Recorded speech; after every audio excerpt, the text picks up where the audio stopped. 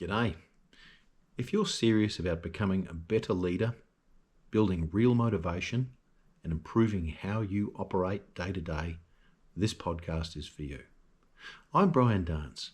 I've spent the last 30 years working in high performance environments where results matter and where leadership is tested and relationships are tested in real time, not theory. This podcast is about the lessons that move the needle: clarity, motivation, accountability, discipline, and how you show up when it counts. So self-improvement. If you're looking for practical ways to lead better, think clearer, build relationships, and keep moving forward without the noise, you're in the right place. This is not a flashy, shouty podcast. Just calm, practical insights. To business then. Have you ever tried to change something in your life and it worked for a week, maybe two, and then you slipped straight back into the same old habits? We've all been there. I've been there. Same intentions, same goals, same frustration. You've told yourself you'll be more consistent. You'll be more disciplined. I'll be more focused, you said. And yet, nothing really changed. If that sounds familiar, you are not alone. You are not broken, by the way. You're definitely not alone. Most people at some point try to change their behaviour, and they do so without changing the system around them. And often that's the reason why it doesn't last. Hello and welcome back to The Long Way Forward. This is episode 30. Today, I'm talking about something that sits right underneath performance, consistency, and long-term progress. So if this is of value and interest, hang tight, hold on to your seats. Here we go. Systems versus behavior change is the concept today. And before we go any further, if this kind of thinking is helping you, if it gives you something practical you can actually use, it'd be awesome if you could take a moment to like, comment, or subscribe. It helps more people find this, and it tells me what's landing for you. Now, let's get into it. I promised, let's get into it. Most people believe that change starts with behavior. I need to be more disciplined. I just need to try harder. I need to stay consistent. That's all.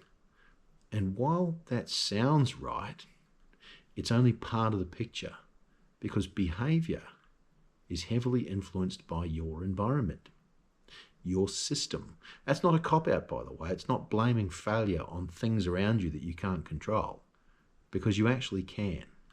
Let me give you a simple example. Imagine someone wants to eat healthier. They tell themselves they'll stop snacking.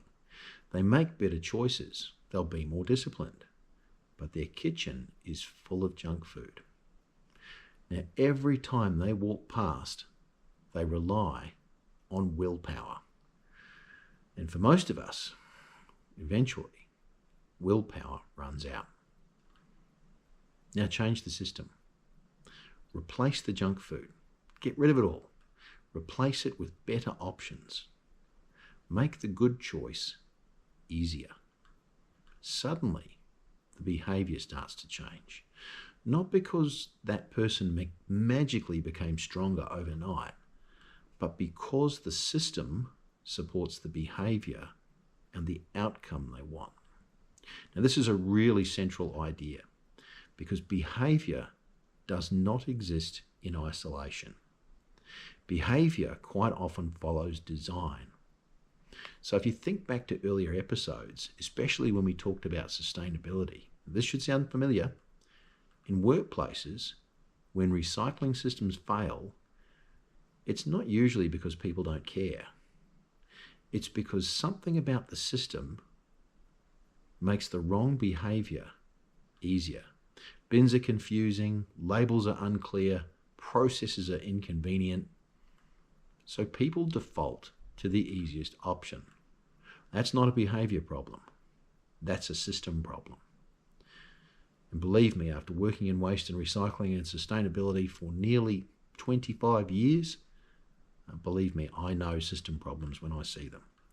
Now let's bring this back to your own life. We'll step away from my world of bins and sustainability. Let's bring this back to your life. If you want to improve your consistency, your focus, and your performance, whether it's at home, at work, relationships, doesn't matter. You want to improve your outcomes. Now you need to look beyond behaviour. Look at the system surrounding you, because here's the truth. Good systems make good behaviour easier. Poor systems, conversely, make good behaviour harder. And most people are trying to win that battle with willpower alone. That's hard. Now, here's where this gets interesting, by the way, because behaviour still matters. Don't think that, the system's not right, so I failed is okay. Behaviour still matters. You still have to choose. You still have to act. But the systems reduce friction. Good systems remove resistance. They support the behaviour that you're trying to build. Let's take another example. Work environment.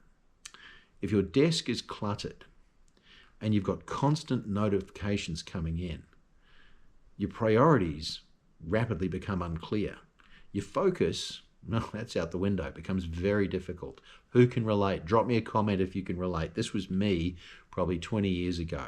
Cluttered desk, constant notifications, priorities, there was too many to choose from, and focus was almost impossible. Not because I wasn't a hard worker, but there was just too much noise. My system was very noisy. It was working against me. Now change the system. Clear your workspace.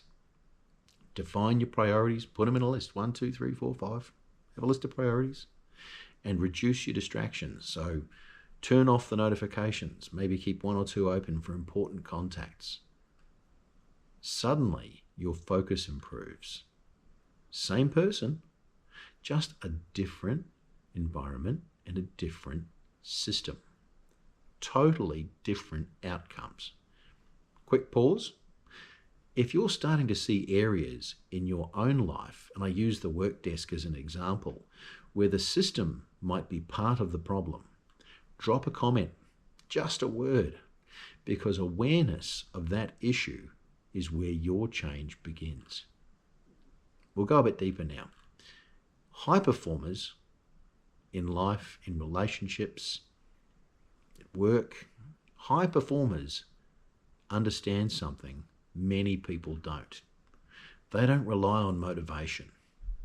They design systems. They build routines and they structure their environment. They remove unnecessary decisions, because every decision costs time. Every decision costs energy. And when energy drops, behavior slips. So instead of asking, how do I stay motivated? They ask, how do I make this easier to do? How do I make this easier to repeat? Now that's a completely different point of view, isn't it? Completely different questions. They're not asking, how do I stay motivated? They ask, how do I make this easier to do? How do I make this easier to repeat? Now let's connect this to leadership, or life if you like, because making something easier to repeat or making something easier to do, that's where this becomes powerful, because leaders who only focus on behavior of the individual or themselves end up frustrated. They tell people what to do. They repeat instructions. They try to correct actions, but nothing changes. But leaders who understand systems do something different. They improve the environment. They simplify processes, and they remove friction. They remove barriers to performance. And behavior, that'll start to change naturally. You can give it a bit of a push, but the behavior will start to change, not because people were forced, but because the system made it easier. Now that's real influence. It's not control. It's not pressure. It's not micromanagement. No, it's just design. Good system. Here's the balance though. You can't remove behaviour from the equation, because at the end of the day, people will still choose. The system influences those choices. So if you want better outcomes, don't just ask, how do I behave differently, or how do I make my people behave differently, or how do I get people to respond differently? Ask this: what in this environment or this system is making this harder than it needs to be? That question changes everything. What in this environment is making this harder than it needs to be? You can identify that. Game changer. Game changer on a micro level, game changer across a business. Come back to it. What in my environment, what in this situation is making this harder than it needs to be? Answer that, you solve a lot of problems and things get much simpler. Let's bring this into something practical. A little bit of an exercise for you. This week, I want you to pick one area, just one. It could be your health. It could be work. It could be your routines. It could be your consistency. Ask yourself, what behaviour am I trying to change? Then step back and answer this question: what system is supporting this or working against it? You've got to be really honest with yourself here, because if you're not, this doesn't work. Honesty, particularly with yourself, best policy ever. So be honest. What system is supporting or working against the change I want to make? Then make one adjustment to that system. Not 10, not a full overhaul, just one change. And then tell me about it in the comments if you're feeling brave. I'd love to hear more. That one change should remove friction. It should simplify the process, and it'll make the right behaviour easier. Here's one for you. I used to work with a rep long ago, and he could never get his reporting done. Had the same number of hours in the day that everybody else had. And I said to him, why? He goes, because at the end of the day, my battery's always flat. So I went and bought him a car charger and a 240 volt charger, an extra one. Cost about, I don't know, $50 for the two of them. So no matter where he was, he always had a charger. He actually didn't think that he was able to get a second charger. The system, he was diligent, but he didn't get his reporting done because he had no battery and became very frustrated. So give you a few charges, mate. Change the system, deliver the results. That man is now a sales manager, and we're still friends. So, like I said, small system changes lead to consistent behaviour, and consistent behaviour leads to long-term results. We'll close this one out now. We'll close this podcast episode out with this thought. Most people try to change their life through effort alone. They push hard, they push harder, they try again, they rely on motivation, and when it doesn't stick, they blame themselves. But often, as we said, it's not a discipline problem. It's a design problem. You fix that system, you fix that thing that keeps getting in your way, the behaviour becomes easier. Fix the system, and consistency becomes natural. Fix the system, and progress becomes sustainable. Now, again, if this episode gave you something useful, something you can actually apply today, take a second to like, subscribe, or share the podcast, because the right idea at the right time can change everything. I've built my career on it, believe me. Now, in the next episode, we're going to build a bit further on this. We're going to look at habits, because once a system is in place, behaviours change, but habits are what lock it in. This is the Long Way Forward podcast. Thank you so much for being here. Thanks for listening, and I'll see you in the next episode.